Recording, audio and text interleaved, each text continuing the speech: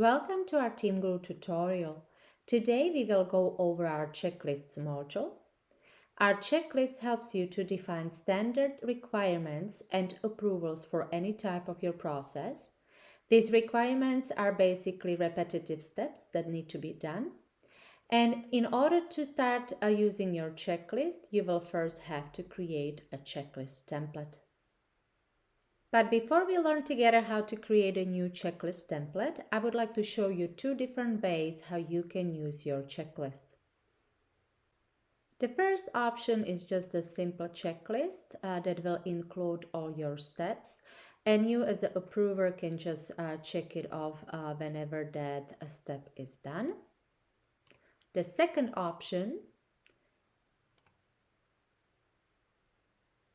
is more complex. You can include responsible for each task, due dates, ETAs, status.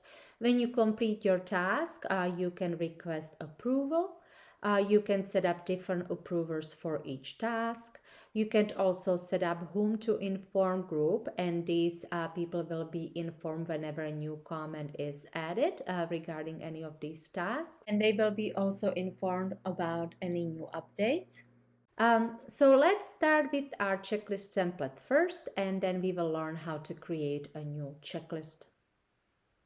To create a new checklist template, go to our module and choose checklist templates in the submenu. Here you will see the list of already existing templates, and to create the new one, please click on green plus button in the right upper corner. And now you are ready to define your template and its actions. First, you enter your title, choose responsible person. Here you will see that in TeamGuru we have several different templates available. And since we are in our checklist module, the checklist template is automatically selected. You can also protect settings of your template when you click this box, and you can also choose a different document administrators. And these document administrators and responsible are going to be the only people who can modify this template. And once you save this setting, you will be ready to set up your actions. How to set up actions in your template, you can follow our other video tutorial, and I will include the link. But basically you are able to set up your actions by clicking this green plus button, add all the details, name, details, label, flag. You can also set up offset days, choose responsible and approver for this task that will be always the same in each document. And you can also add related documents. And once you create one, this can be a main task. You can also create its subtask by clicking this green plus button here. To edit your task, you will click this edit pencil, and if you need to delete it, you will delete it right here. And once you're done with all your setup, you will click save and return button. And now let's go and create a new checklist. So we go back to our checklist. Depending on the folder in this box, including subfolders, you will see the list of already existing checklists. You can work with our filters in case you need to. And to create the new checklist, you will have to click on green plus button in the right upper corner. And now you are ready to define your checklist settings. You will choose your title, responsible person, document administrators. You can also protect settings of your checklist the same way as your template when you click this box. You can also choose if you would like to share your checklist with public or only with invited people. And if you would like to share it only with invited people, you will have to select them from this submenu. And then you can move on to your checklist definition settings. Approver will be automatically the same as responsible person, but you can change it. And this approver will be in each task of your checklist unless you selected a different approver in your template. Then you will select your template. Here this little eye icon, when you click on it, it will give you a preview of all the actions included in this template. You can also choose location and set up whom to inform group. And everybody selected in this group will receive notifications whenever any new comments are added to this checklist. And they will also receive email notification that the new document is created after you click send new checklist notification button. You can either select individual employees or you can also use user groups. You are able to add pictures, attachments, links to your checklist and also write detailed description. And once you are done with all your settings, you will just click on Save and View button. And here is your new checklist. Here you will see your actions and sub-actions. You will see responsible people who were selected in the template. The same for approvers. Sandra is the only one who was selected as an approver in your template. So for the rest of the task, the approver will be the person selected in your checklist settings. Here you can see your due dates and ETAs that are automatically set up based on your day when you created your checklist, since we are using offset dates in the template. And then you work with your actions and sub-actions the same way as with other actions from other modules in TeamGuru. If you need to edit your action, you just click on it. You can add any details, change status, add attachments, comments, and so on.